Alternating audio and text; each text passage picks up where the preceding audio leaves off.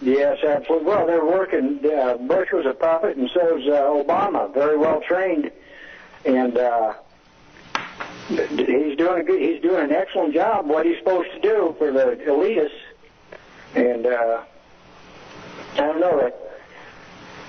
Pretty convenient to have an African American as our president now when you're trying to make us all out who want to restore the constitutional liberties.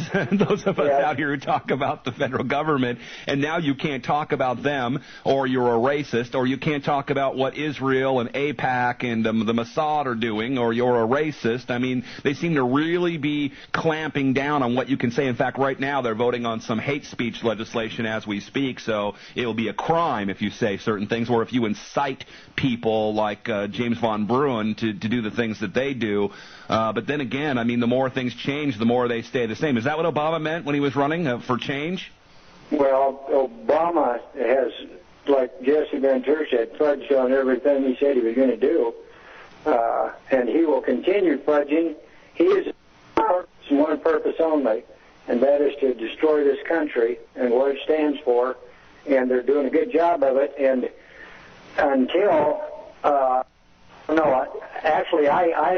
looking forward to the day when they come door to door to confiscate our weapons and to kill us, because they've got, they got many major people on the list that they're going to just go kill them. They aren't coming to confiscate the weapons.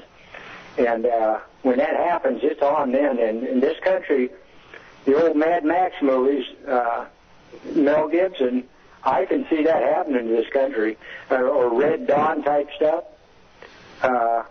We're in for some tears and bloodshed, big time.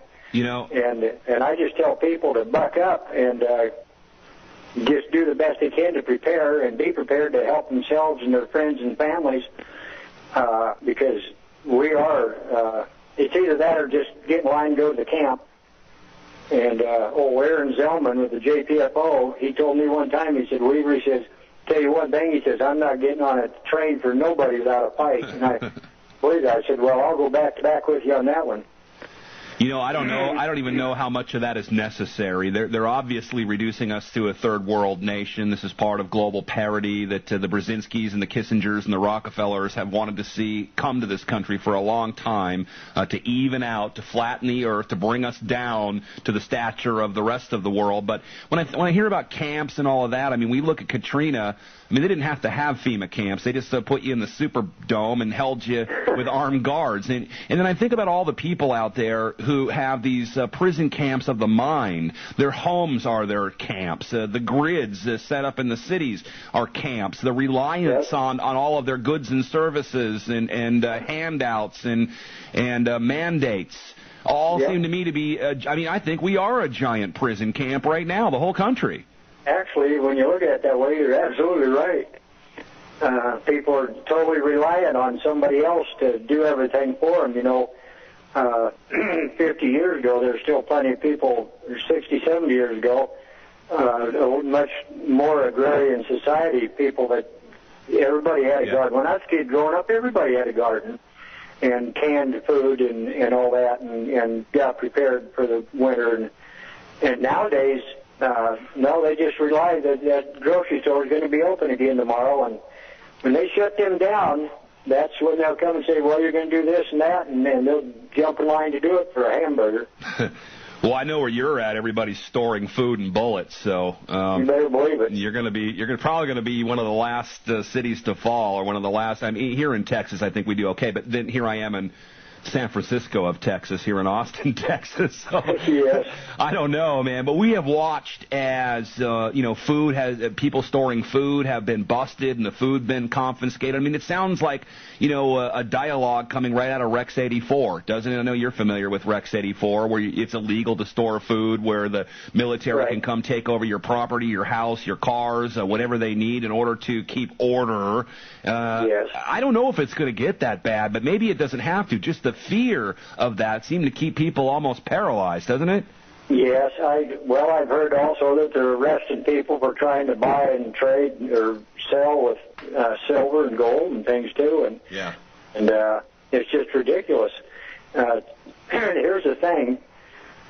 people, one of these days, I keep thinking somebody's going to get mad. You know, well, that Bruin guy, he finally had enough, and he went into that museum and started some trouble.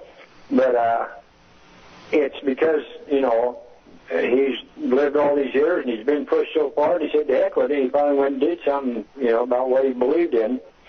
And I think that's going to happen more and more, but it's going to, if it doesn't happen on a large scale all at once, then they'll just pick us off one at a time, here and there. Well, they have actually been doing drills on how to round up thousands of people at a time at 5 a.m. in the morning when most of us are sleeping. I forget the exact. Operation Falcon is the name of that drill. They've been practicing that for years. And the National Guard in Florida has moved up to D.C. in order to protect it.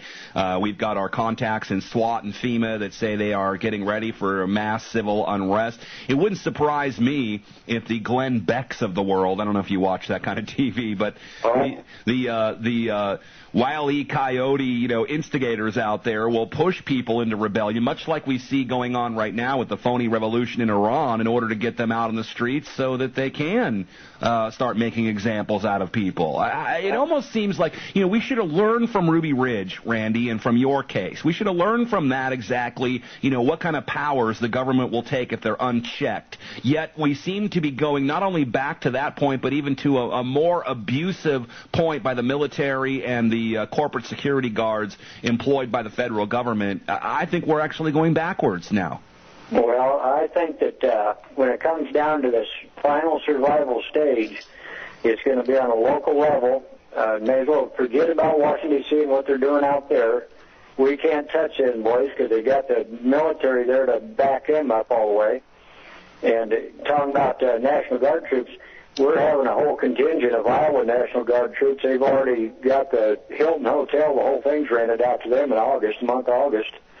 And why they're moving them out here, we don't know. Nobody knows yet. But and it just by coincidence, at 3 o'clock today, just about 5 minutes before he called me, there's either F-16 or F-15. I don't know what kind of jets they are, but there's one of them twin-tail jet fighters out here doing aerial stunts up over the city.